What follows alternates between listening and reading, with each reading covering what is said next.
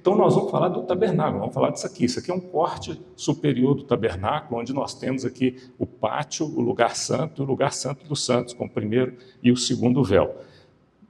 Quando a gente olha essa mesma estrutura, né, colocada lá no deserto, você tem algo semelhante a isso aqui, né?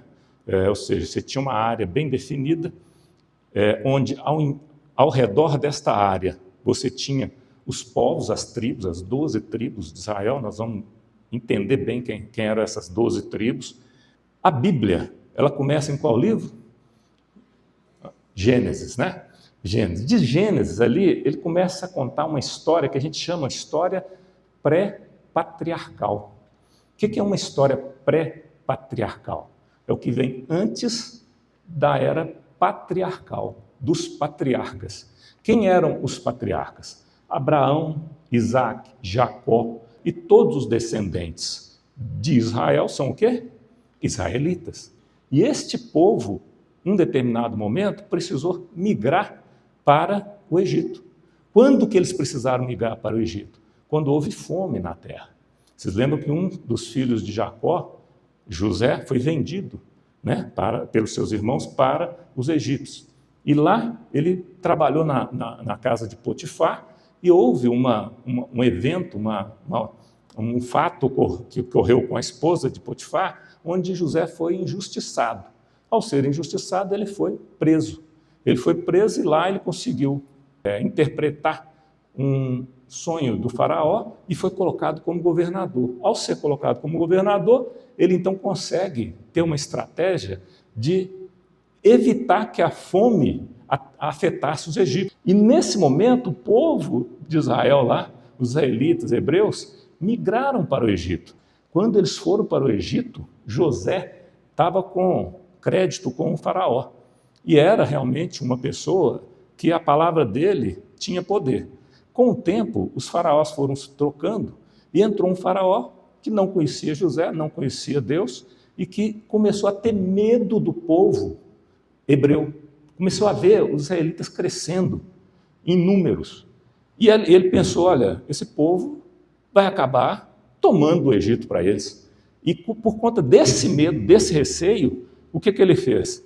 Mandou escravizar os hebreus. E aí então começa um período de escravidão no Egito do povo hebreu, até chegar um libertador, que é Moisés. A genealogia vai mostrar de Deus até chegar nesse ponto que eu estava falando para vocês dos israelitas.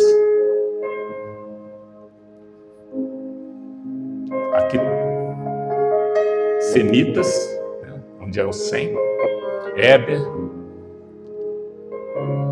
Isaac, Jacó.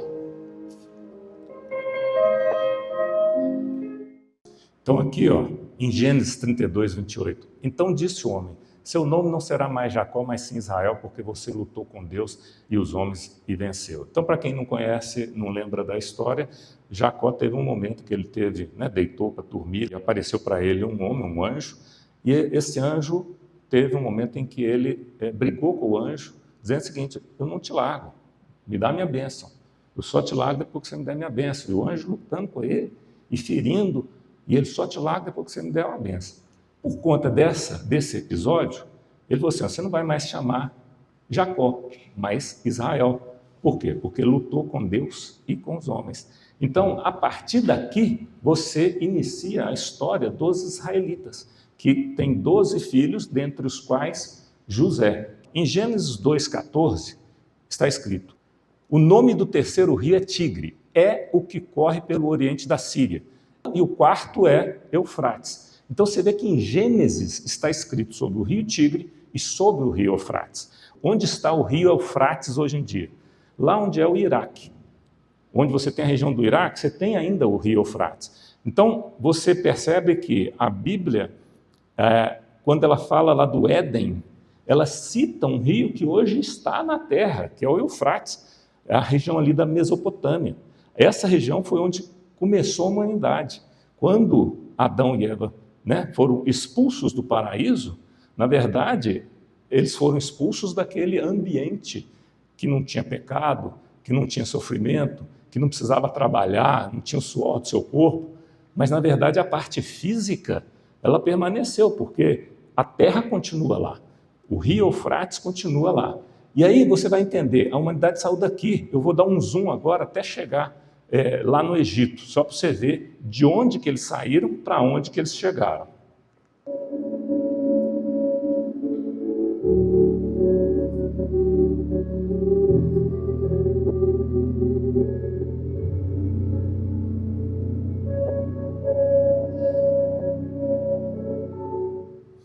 Ó, então você está aqui, o rio Eufrates. Jerusalém está nessa região aqui, Israel. Ó. Aqui é aquela península onde tem o Monte Sinai, nesse ponto aqui. E o Egito está aqui, ó, Cairo, tá vendo? O Egito está aqui. E aí, como que ocorreu essa migração do povo desde lá do Éden até chegar à escravidão do Egito? O povo, a princípio, se desenvolveu aqui nessa região da Mesopotâmia, atravessaram o rio Eufrates para esse lado de cá, receberam, os hebreus no caso, essa referência. O que é hebreus? Povo do outro lado do rio. Esse povo daqui então migrou em busca de alimento para o Egito. Ao migrar para o Egito, eles tiveram um período ali de muita fartura, porque José era governador, e enquanto José tinha essa autoridade, o povo, eles viviam livres. Mas um faraó se levanta, com o tempo foram trocando os faraós, um então se levanta, fica com medo desse povo israelita, que estava crescendo, e resolve então escravizar os hebreus. Aí começa a escravidão dos hebreus, do povo de Deus, aqui no Egito. E aí nós vamos ver o que esse povo fez ao sair do Egito. Ó. Aqui nós vamos concentrar nessa região, que é a península onde tem o Monte Sinai. Então vamos dar um zoom nela aqui. Nós vamos ver a caminhada do povo de Israel, dos hebreus, saindo do Egito.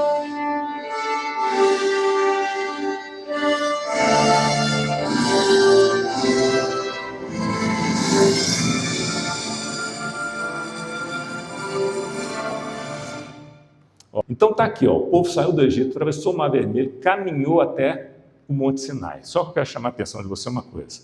Se o povo saísse daqui em direção à terra prometida, que é aqui, eles caminhariam em torno de 300 quilômetros. No entanto, toda a jornada deles deu mais ou menos uns 1.000 quilômetros. Ou seja, eles caminharam umas 3 vezes mais, umas 2 vezes mais do que eles deveriam, ou seja, umas 3 vezes o que eles deveriam caminhar. Então, esse momento aqui foi um momento crucial dessa jornada do Êxodo. Então, lá em Êxodo 19, 3-9, Deus fala com Moisés no Monte Sinai. Então, teve esse momento. Depois, ele entrega lá os 10 mandamentos, está em Êxodo 20, de 1-17.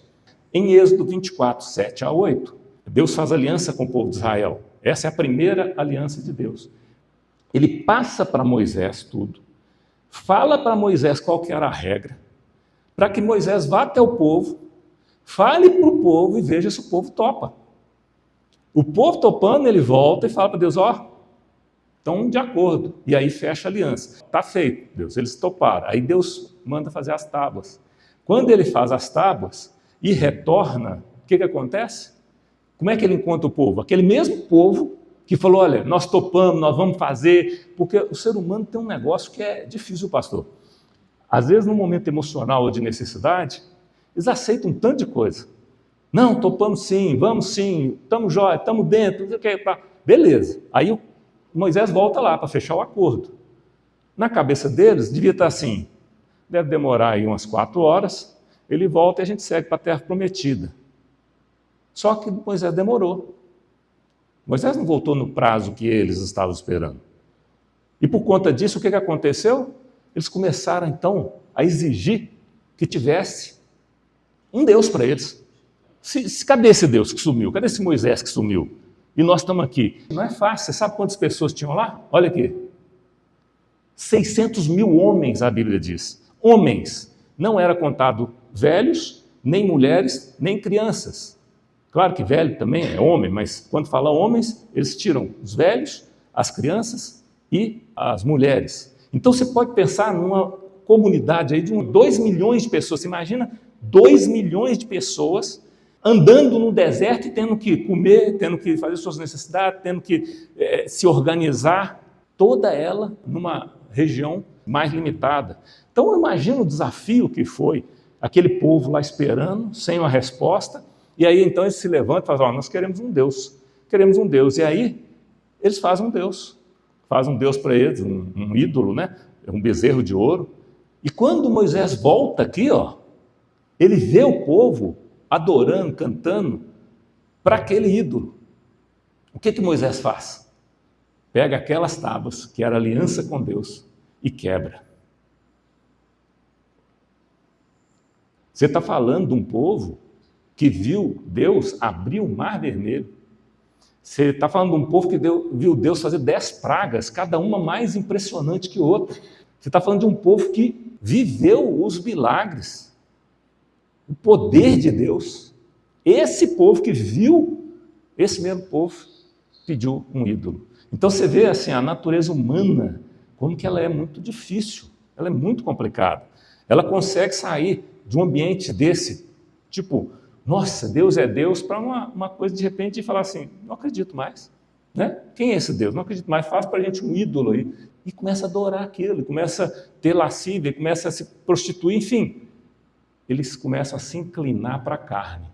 E mesmo assim, Deus olha para eles assim, Moisés, traga as tábuas que eu escreverei as mesmas palavras. É impressionante. E aí o povo então segue para a terra prometida.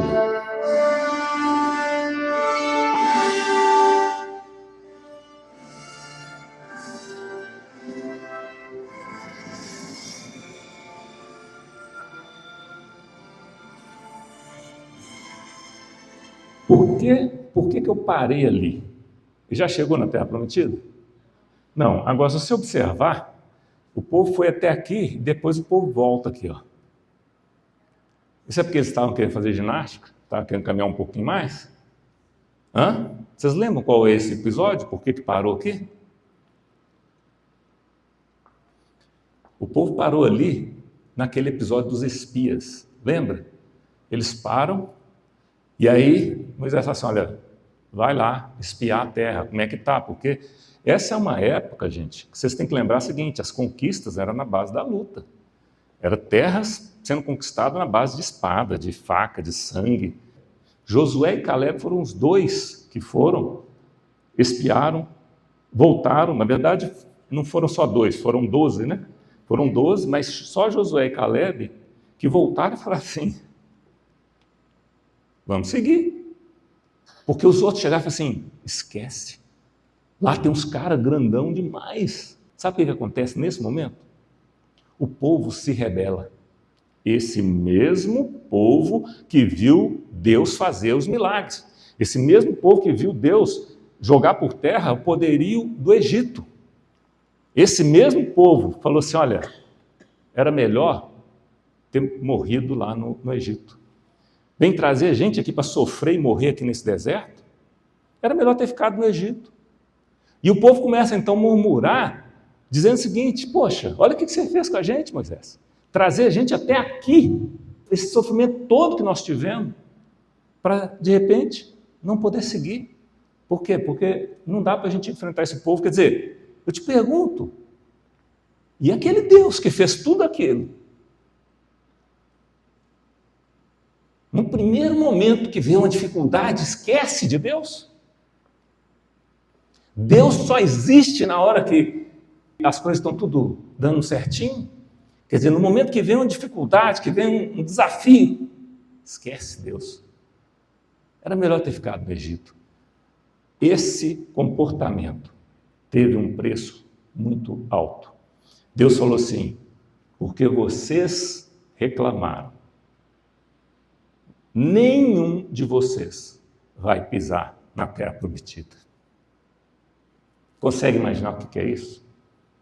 Esse povo passou por tudo isso, escravidão, saiu, conseguiu vencer, passou esse episódio do Monte Sinai, caminha não sei quantos anos aqui, para chegar ali e falar assim, olha, de 20 anos de idade para cima, só Josué e Caleb vão pisar na terra prometida. Nenhum de vocês vai. Vocês vão ficar rodando aqui no deserto até perecer. E você sabe, essa voltinha que vem aqui embaixo e sobe para chegar na Terra Prometida, sabe quanto tempo levou? Só esse pedacinho que eu vou falar. Só esse pedacinho. Eles voltaram aqui, subiram e foram para a Terra Prometida. Sabe quanto tempo levou?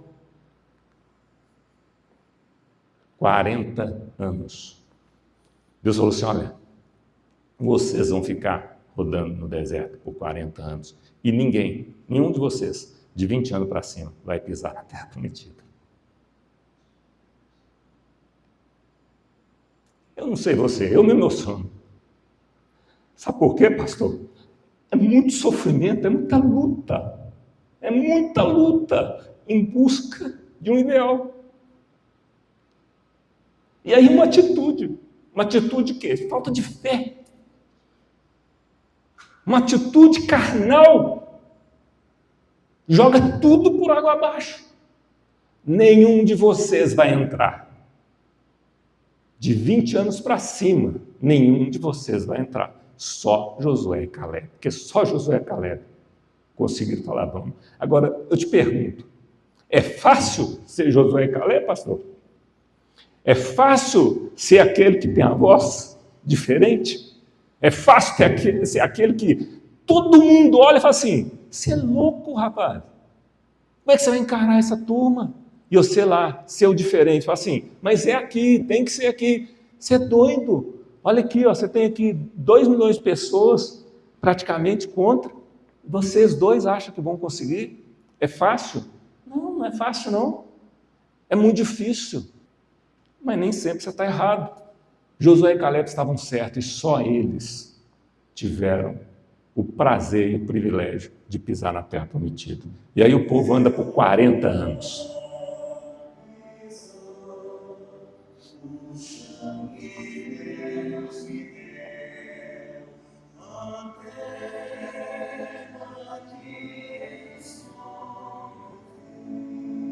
E chegam na terra prometida.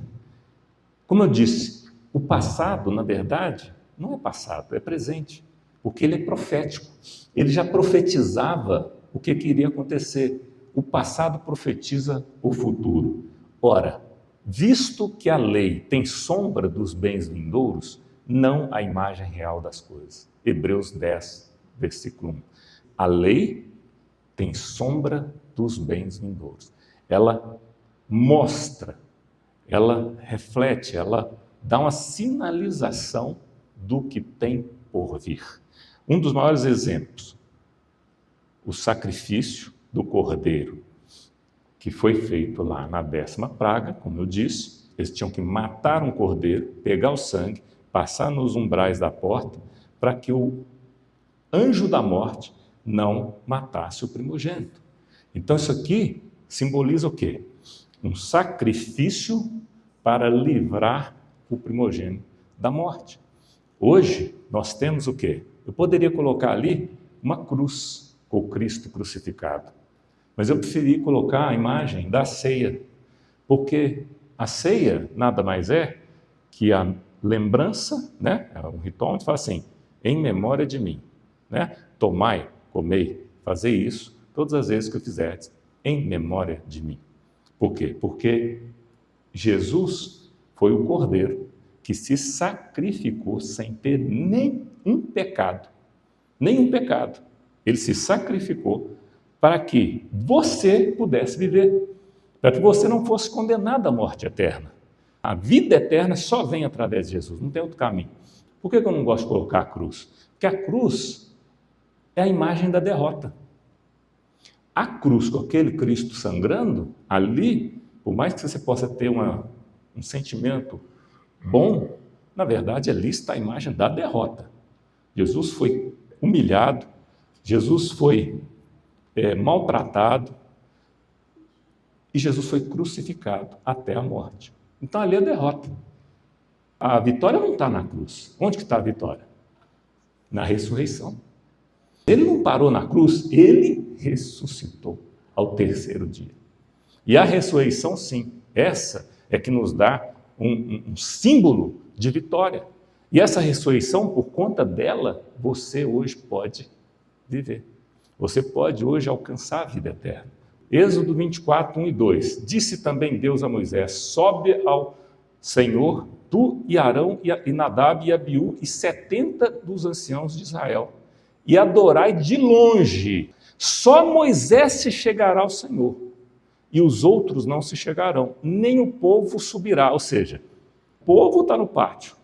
Esses que vieram e adoraram de longe já estão no santo lugar, porque já é um povo diferente. Vem com 70 aí, já escolheu alguns para vir, porque o povo está lá embaixo. E depois, só você se chegará, ou seja, ele que vai no Santo dos Santos, estar com Deus. Isso então tem toda a semelhança com o tabernáculo. Êxodo 24, 7 e 8. Em seguida leu o livro da aliança para o povo e eles disseram: faremos fielmente tudo o que o Senhor ordenou.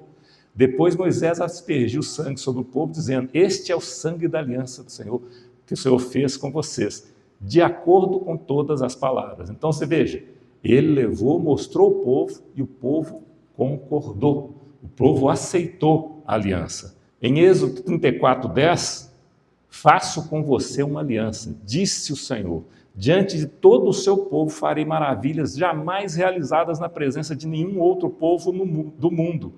O povo no meio do qual você habita verá a obra maravilhosa que eu, o Senhor, farei. Isso, Moisés volta ao Senhor e fala: olha, o pessoal concordou. Ele, então está feito o negócio, está feito o acordo, está feita a aliança. Jeremias 31, 33. Jeremias era um profeta que viveu tanto um período pré-exílio lá da Babilônia, como também ele pegou um período do exílio da Babilônia. Só para vocês entenderem isso, que é fundamental na história bíblica, o povo, quando saiu do Egito, foi para essa caminhada no deserto e até chegar na Terra Prometida. Quando eles chegam na Terra Prometida, eles então pedem por um rei. Eles começam a falar: poxa, todos os povos têm reis, nós não temos, nós queremos um rei, nós queremos um rei, nós queremos um rei. E aí Deus então unge Saul para ser o rei deles. E Saul então foi um rei, não vou entrar na história aqui de detalhe de Saul, mas é uma história muito interessante. E aí depois tem Davi, né? Aí tem Salomão, enfim. Você tem um período ali que tem esses 3 reis, e depois tem um momento em que há uma espécie de guerra política, econômica, entre o povo mesmo de Israel, onde eles se dividem. 10 tribos vão para o norte, são chamadas o Reino do Norte, e 2 tribos, incluindo a de Judá, fica no sul, que é dito como o Reino do Sul. O Reino do Norte foi tomado pela Assíria e exterminado. O Reino do Sul foi tomado pela Babilônia, e Jeremias viveu isso. E ele, então, profetizou, está no livro de Jeremias 31, 33, porque esta é a aliança que firmarei com a casa de Israel. Depois daqueles dias, diz o Senhor, na mente lhes imprimirei as minhas leis. Também no coração lhes escreverei. Eu serei o seu Deus e eles serão meu povo. Hoje a palavra de Deus não está mais naquela pedra, não está mais naqueles 10 mandamentos. Hoje a palavra de Deus está na Bíblia Sagrada, que você precisa ter na sua mente e no seu coração. Em 1 Coríntios 11, 25, tem a referência da nova aliança, que é exatamente o trecho usado para a Santa Ceia. Da mesma forma, depois da ceia, ele tomou o cálice e disse: este cálice é a nova aliança no meu sangue. Façam isso sempre que o beberem em memória de mim. Para e pensa no significado de uma Santa Ceia. Às vezes a pessoa participa de uma Santa Ceia achando que é uma coisa tão simples. Para e pensa o significado dela. Ela é simplesmente a nova aliança. Você tinha uma aliança lá no passado, que ela de alguma forma era falha, porque a Bíblia diz, se ela não fosse falha, não teria necessidade de uma segunda aliança. Mas Deus falou assim: olha, ela é muito dura aquela aliança. Quem vai se salvar? Quem vai salvar? Porque a lei é muito pesada. Aí vem o período que chama período da graça, porque agora você não precisa de uma lágrima para poder ser salvo. Você só precisa aceitar Jesus. Porque o esforço, o sacrifício, Jesus já fez. Hebreus 8:7. Porque se aquela primeira aliança tivesse sido sem defeito, Se, né? É uma condição. Se aquela primeira aliança tivesse sido sem defeito, de maneira alguma estaria sendo buscado para uma segunda. De maneira nenhuma estaria sendo buscado lugar para uma segunda.